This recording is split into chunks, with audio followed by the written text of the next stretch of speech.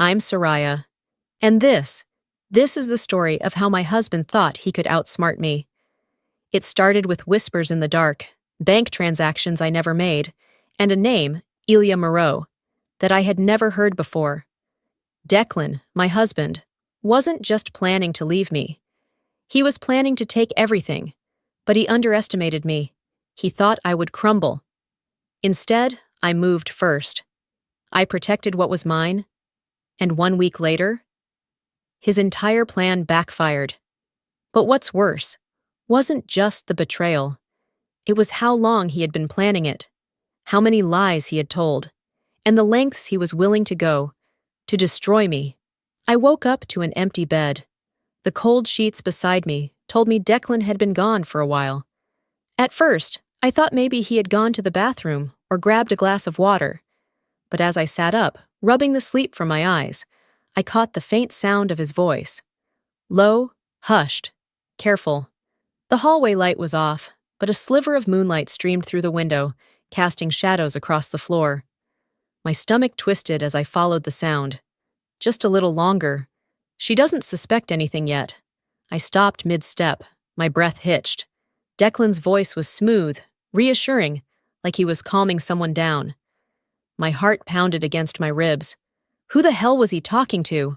I stood there, straining to hear more, but the words that followed were muffled. His tone dropped, barely above a whisper.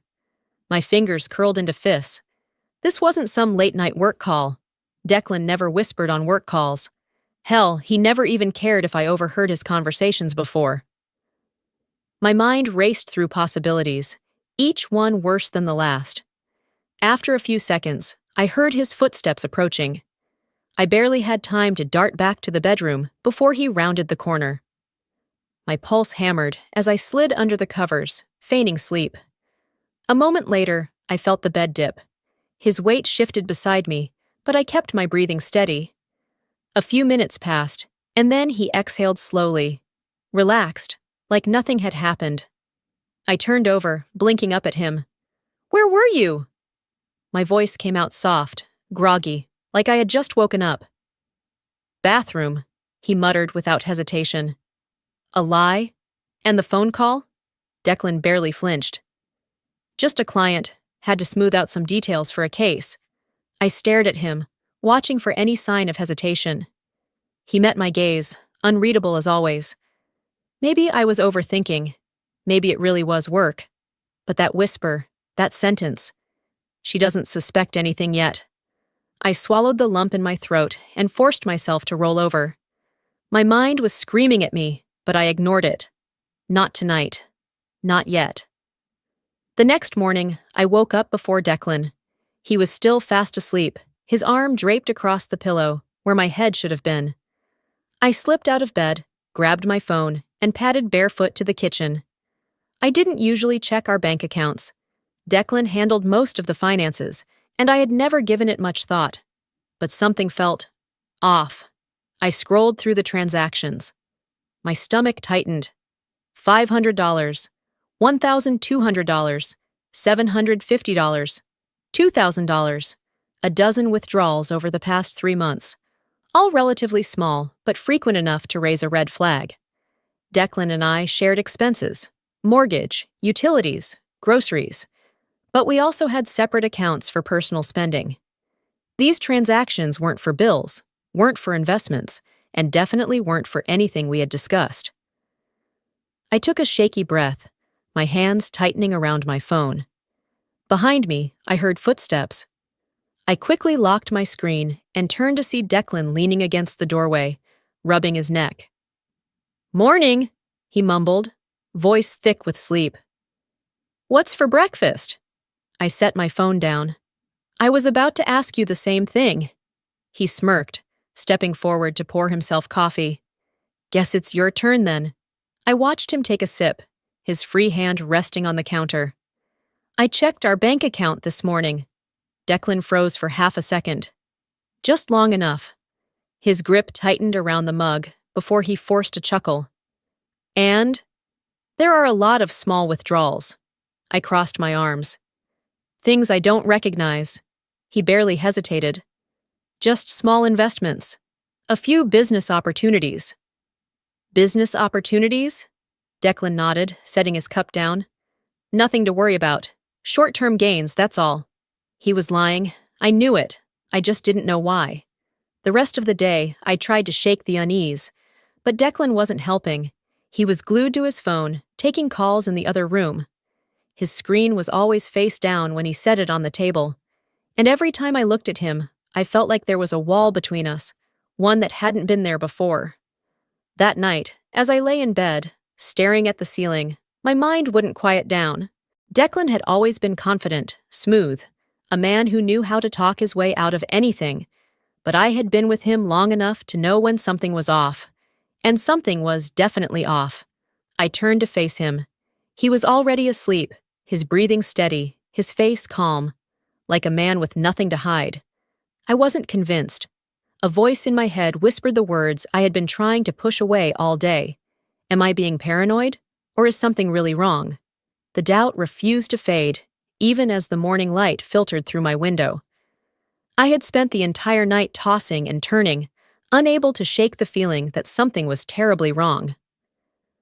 Declan's voice from the night before still echoed in my mind. Casual, dismissive, yet calculated. The kind of tone someone used when they were hiding something in plain sight. I forced myself out of bed and went about my morning routine, but my movements felt mechanical. My thoughts were stuck in a loop, replaying every interaction, every red flag I had ignored over the past few months. And then Declan strolled into the kitchen like nothing had changed. "Morning, babe," he said, pressing a quick kiss to my temple. I was thinking, we should probably get our financials in order. You know, just in case of emergencies. I froze, my fingers tightening around my coffee mug. Our financials? I echoed carefully. Yeah, he said, leaning against the counter, sipping his coffee like this was just another normal conversation. Like, do you have a full list of your accounts, passwords, assets, that kind of stuff? We should keep everything in one place. I stared at him, my heartbeat drumming in my ears. Declan had never shown an interest in my personal finances. Sure, we had a joint account for bills, but we always kept our personal savings separate. It was just the way we had always done things. I swallowed, forcing a neutral expression. I guess I could put something together. His lips curved into a small smile, but his eyes flickered, just for a second.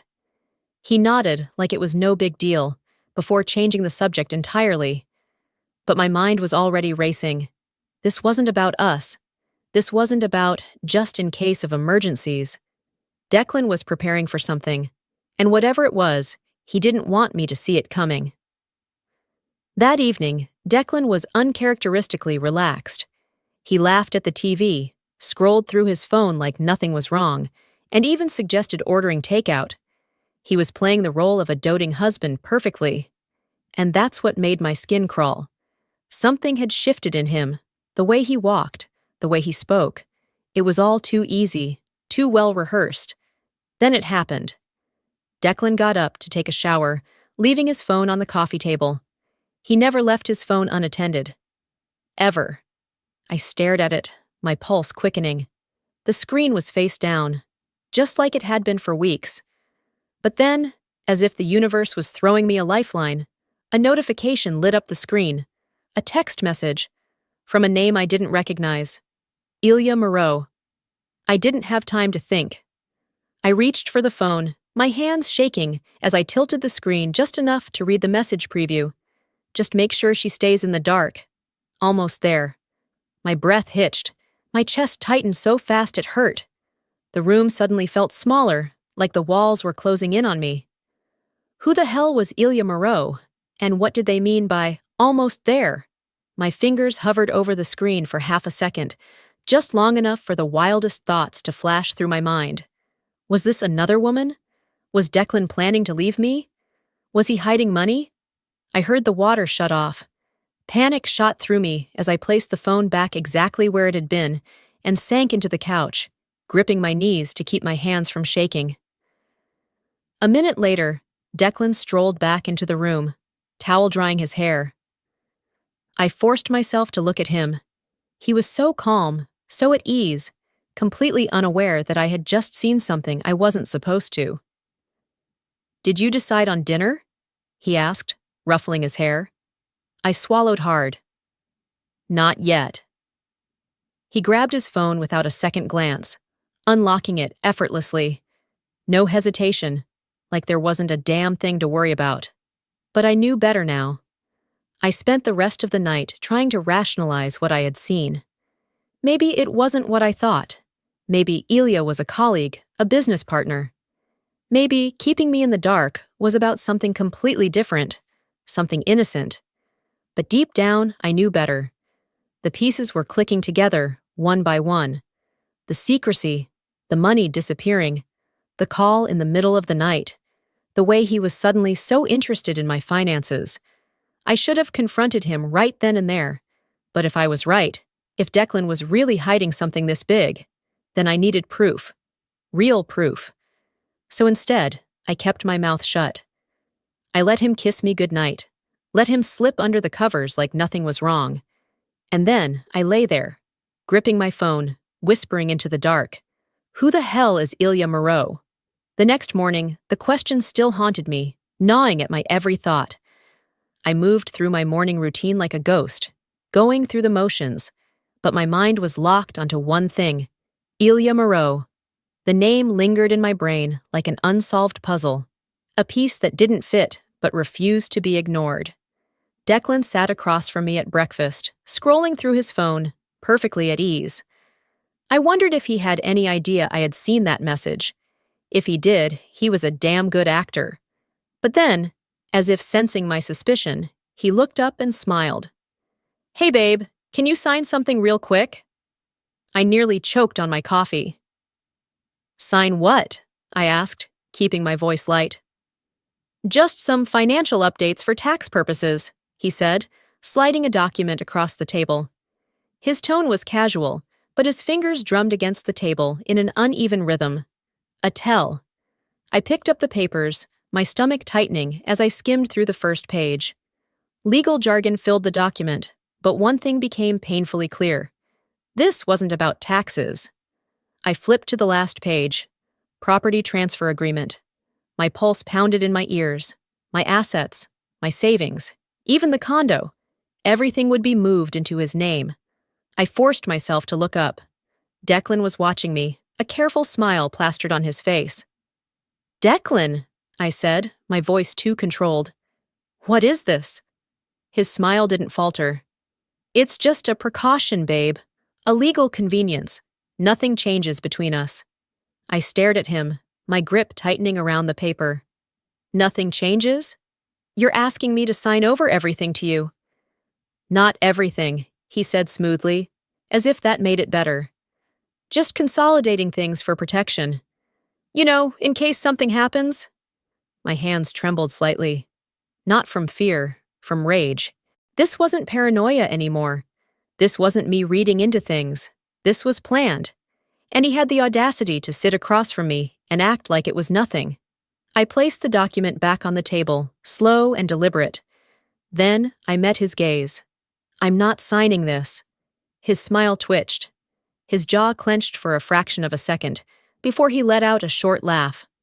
"Soraya, don't be dramatic. It's just paperwork." I held my ground.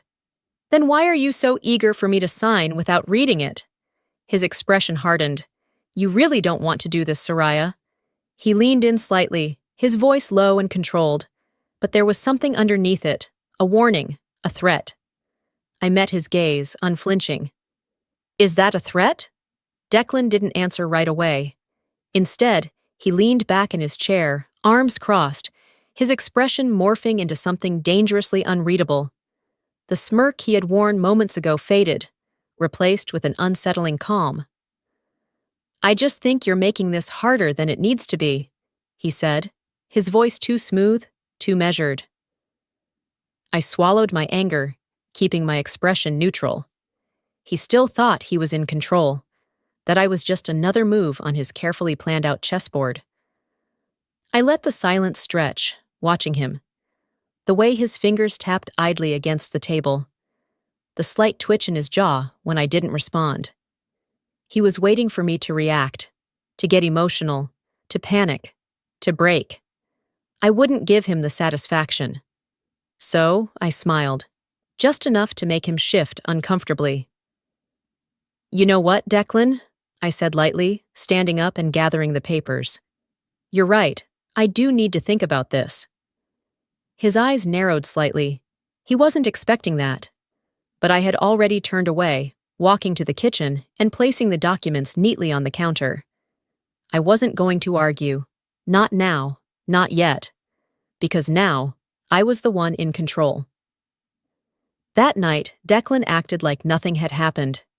He moved through our home like we were still just another happy couple, making himself a drink, watching the news, scrolling through his phone like he didn't just try to con me into signing away everything I owned. But as I watched him, a realization settled in my chest like a weight. This had never been about saving our marriage. He wasn't trying to fix things. He was setting up his exit, and he wanted to take everything with him when he left. The next morning, I found him in the living room, sipping his coffee like he didn't have a single worry in the world. But when I sat across from him, he glanced up, immediately sensing that something had shifted. "We need to talk," he said, setting his cup down. I tilted my head. "Oh?" He exhaled, as if this was difficult for him, as if he was the one struggling. "I think we should separate." There it was. He said it like a man delivering a well-rehearsed speech, every word perfectly measured. "It's not working anymore," he continued, his tone even. "You have to see that." I stared at him, unmoving. He wasn't asking for a divorce. He was telling me it was happening. I let a beat pass, then another, before I finally spoke. "You've been planning this, haven't you?" A flicker of something crossed his face, gone before I could name it. "It's for the best, Soraya. We've grown apart." Grown apart. That's what he was going with? I leaned forward, resting my arms on the table. "You mean, you want out, but you want to make sure you don't leave empty-handed." His lips pressed into a thin line, but he didn't deny it. I could have screamed. I could have thrown the nearest object across the room. But I didn't, because something had shifted inside me. A steel resolve that hadn't been there before. So I leaned back in my chair, tilting my head slightly.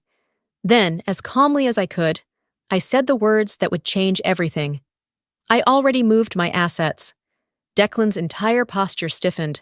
His breath hitched. Not enough for someone else to notice, but I did. "What do you mean?" His voice was too sharp, too controlled. I smiled, slow and deliberate. "Exactly what it sounds like." His jaw clenched. I saw it then, the second he realized he had lost. He had spent months orchestrating this, setting up every little detail to ensure he came out on top. But he had underestimated me, and he hated that. A long silence stretched between us. Then, finally, Declan exhaled sharply and stood up. He grabbed his coffee, took a slow sip, then turned to me with a look that sent ice through my veins. His smile returned, but this time it was colder, calculated. "You're going to regret this, Soraya." She wasn't sure if it was a threat or a desperate bluff. Either way, she was ready. Declan had played his hand, and now it was her turn. The morning air felt heavier than usual as I moved through my routine. Coffee tasted bitter, and the silence of the apartment pressed against me like a weight. I told myself I wouldn't let his words from the night before get to me. But then came the knock at the door. Sharp, measured, official. I set my coffee down and took a breath before opening it.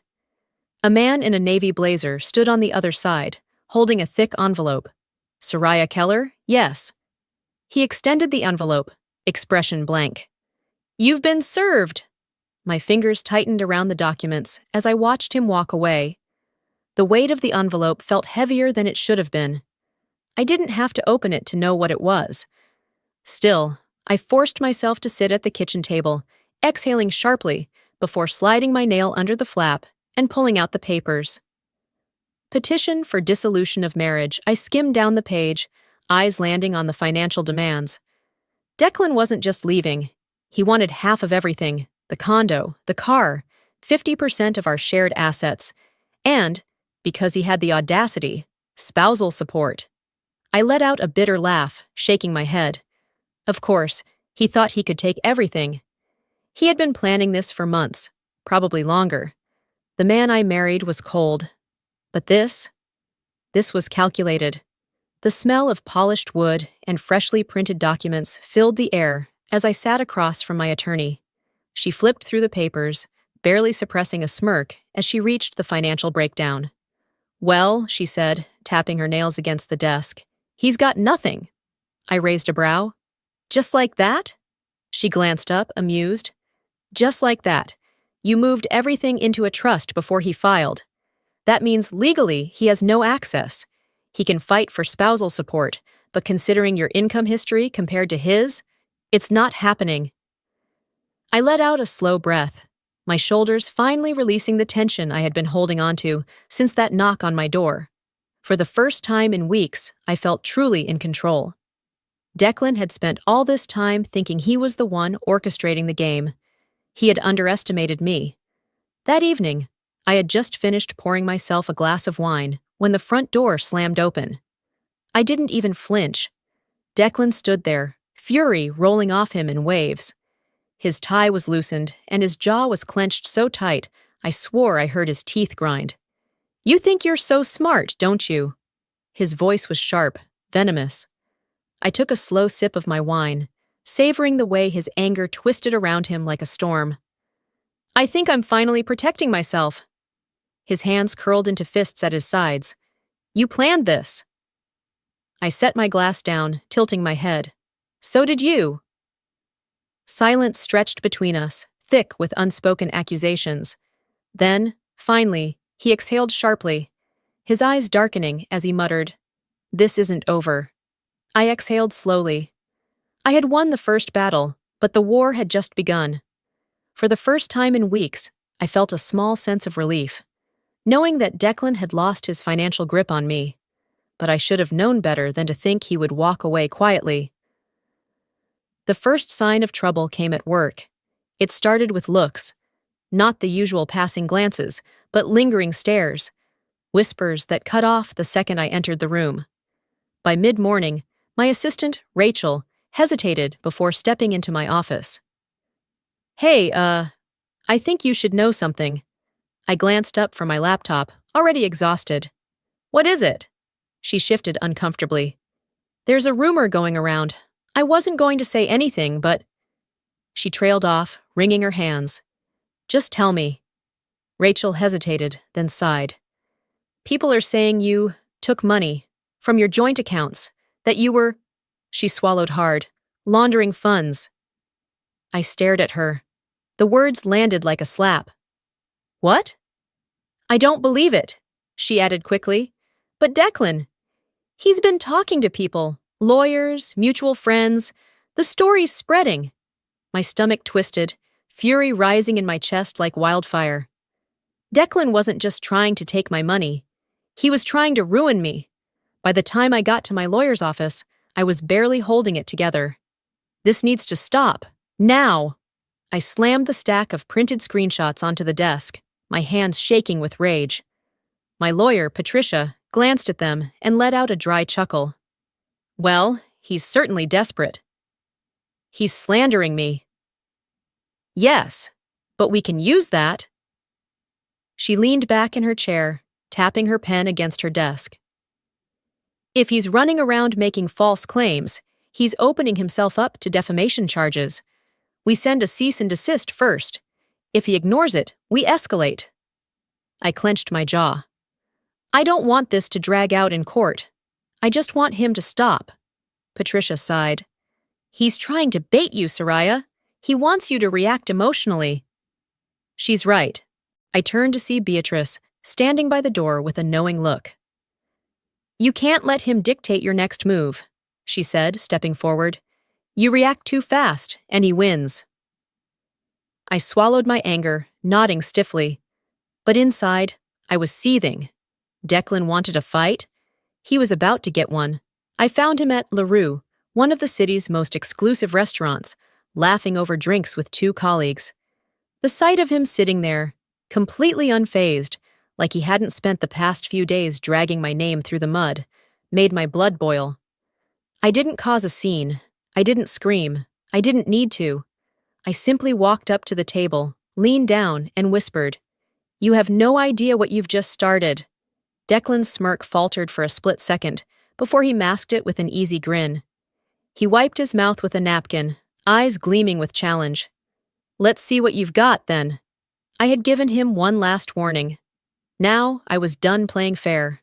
Declan had spent weeks trying to manipulate, intimidate, and control me. He had underestimated me at every turn. Now, after failing to take my money, after smearing my name, he was taking one final shot. A desperate man is a dangerous one. I was halfway through my morning coffee when my phone rang. "Patricia," I answered, sensing the urgency before she even spoke. "You need to come in," my lawyer said without preamble. "Declan just filed a motion for a full financial audit." The words sent a sharp jolt through my body. I set my mug down carefully, inhaling deeply. "On what grounds?" Patricia exhaled. "He's claiming you mismanaged joint funds and that you owe him a financial settlement. It's complete nonsense, but that's not the point." "Of course it wasn't. He's trying to drain me," I muttered. "Legal fees, time, stress. He knows he can't win, so he wants to wear me down." "Exactly." A sharp bitterness curled in my chest. Declan never played to win outright. He played to exhaust his opponent. Not this time. "I'll be there in an hour," I said before hanging up. By the time I walked into Patricia's office, she already had Declan's motion spread across her desk, annotated in red. "Here's the good news," she said, looking up. "He doesn't have a single piece of legitimate evidence. The bad news? This could still drag out for weeks, maybe months, if the court entertains his tactics." I clenched my fists. "What's our next move?" "We counterfile and request an immediate dismissal," she said. "We also demand that he pay for all legal costs if the court deems this a stall tactic." I smirked. "Let's do it." 2 weeks later, I found myself sitting across from Declan in a courtroom. He was dressed sharp, his tie a little too tight, his smirk barely concealed. He thought this was his moment. His lawyer stood first. "Your Honor, my client has reason to believe that Mrs. Keller improperly moved assets to avoid a fair divorce settlement. We are requesting a full forensic audit of all financial transfers made in the past 6 months." I didn't react. I didn't flinch. Patricia, calm as ever, adjusted her glasses and stood. "Your Honor, all of my client's financial moves were made before Mr. Keller even filed for divorce. There is no evidence of mismanagement or fraud." She slid a thick binder forward. "Additionally, we request that this motion be dismissed with prejudice and that Mr. Keller be required to cover all legal fees, as this is a clear attempt at financial harassment." The judge took their time reviewing the documents, their expression unreadable. The room was tense, silent. Declan was watching me, waiting for me to squirm. I didn't give him the satisfaction. Finally, the judge looked up. "The court finds no grounds for a full financial audit. The motion is denied. Furthermore, due to lack of evidence, Mr. Keller will be responsible for all legal fees associated with this claim." A sharp clap of the gavel. Just like that, Declan had lost again. Outside the courtroom, Declan walked past me without a word. But as he passed, he muttered just loud enough for me to hear. "You think this is over? Just wait." I had won this round, but I knew. Declan still had one last move left. Men like him don't walk away quietly. They don't accept defeat. They regroup, re-strategize, and come back with something even worse. And Declan? He had been plotting this too long to let it end here. I didn't have to wait long to find out what his final move was. The call came the next morning. "Soraya, we have a problem," Patricia said. I gripped the phone tighter. "What now?" There was a pause, then the sound of papers shuffling. "Declan and Ilya have filed a formal complaint. They're accusing you of financial fraud. According to their evidence, you've been falsifying financial records for months." I felt the air leave my lungs. If this accusation stuck, I wouldn't just lose money. I could be facing actual legal consequences. They submitted documents, Patricia continued, her voice tight. If the court takes this seriously, you'll be forced into a criminal investigation. The world tilted slightly. I pressed my fingers against my temple, willing myself to stay calm. And the documents, are they real? A scoff on the other end. Absolutely not, but they're good. Someone doctored them well. Of course. Ilya, the invisible hand guiding Declan's every move. But, Patricia added, I had Beatrice take a look at them before calling you. And she found something, a flicker of hope. What? She recognized the timestamps on the financial transfers. Someone forged them, but they didn't realize one key detail. Those accounts didn't even exist when those transactions supposedly took place. I let out a sharp exhale. That was it. That was the mistake that would ruin them. My fear burned away, replaced by something sharper. Declan wanted a war? Fine. I was about to end it. By the time I arrived at Patricia's office, I had made a decision. I wasn't just going to defend myself. I was going to bury them. I want to go on the offensive, I said, placing my palms flat on her desk. Not just to clear my name. I want to take them down. Patricia studied me for a moment, then nodded. Good. Because we have enough to do it. She motioned to a folder. We contacted a forensic financial analyst. They confirmed what Beatrice found. The documents were doctored. She smiled, sharp and satisfied. So here's what we do.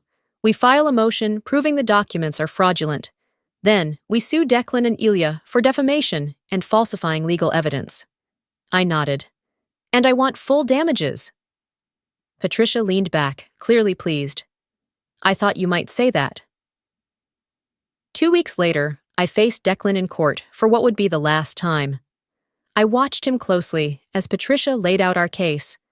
She spoke with precision, her voice carrying across the room. These documents, submitted as evidence against my client, were fabricated. We have irrefutable proof that the financial transactions listed never happened. The forensic analyst took the stand, detailing every false timestamp, every manipulated number. Declan's lawyer squirmed. They knew they were losing. Then came the final blow. Patricia placed a new folder on the judge's desk. Your Honor, in light of these fraudulent accusations, my client is countersuing Mr. Keller and his associate, Ilya Moreau, for defamation and the submission of falsified legal evidence. The silence in the courtroom was deafening. Declan's lawyer turned to him, whispering something urgent. Declan's jaw was locked, his face pale. Finally, his lawyer stood and cleared his throat. Your Honor, my client wishes to withdraw his claims. Of course he did. He had no choice. The judge nodded. Motion dismissed. Furthermore, Mr. Keller will be responsible for all legal costs. Declan had lost. Completely. As we exited the courthouse, Declan walked past me without a word. I didn't stop him. I didn't need to.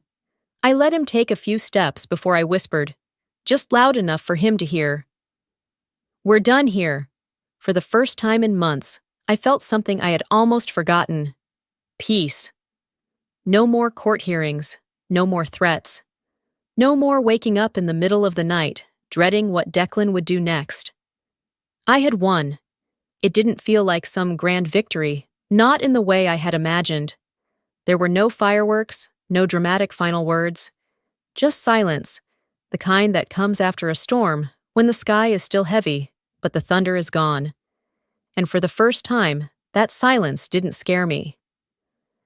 2 days later, I met with Patricia for the last time. She slid a final stack of papers across her desk. It's done. Declan signed the settlement. I exhaled slowly, my fingers hovering over the documents before finally picking them up. I scanned through the details, even though I already knew the outcome. Declan got nothing, not a dime. His financial claims? Dismissed. His defamation case? Backfired. His reputation? Ruined. He had tried to destroy me, and in the end, he was the one left with nothing. Patricia leaned back in her chair, watching me. How do you feel? I let out a quiet laugh, more exhale than sound. Lighter, she smiled. Good, you deserve that.